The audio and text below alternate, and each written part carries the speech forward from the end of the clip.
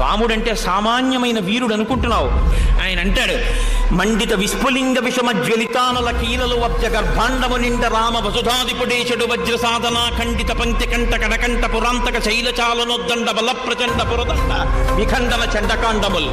రామచంద్రమూర్తి వచ్చి తన బంగారు కోదండాన్ని నిలబెట్టి అక్షయబాణ తూణీరమలలోంచి బాణములు తీసి వింటినారికి సంధించి విడిచిపెడితే కళ్ళు తలమనేటటువంటి మెరుపులతో లంకాపట్టణపు ఆకాశాన్నంతటినీ కమ్మేసి రాక్షస సంహారం చేస్తున్నప్పుడు రావణ నీకు దిక్కన్నవాడెవరు ఉండడు, నిన్నెవ్వడు ఆదుకోలేడు. రామచంద్రమూర్తి యొక్క పరాక్రమం అంటే అటువంటిది. ఆయన యొక్క వీరోచితమైన లీల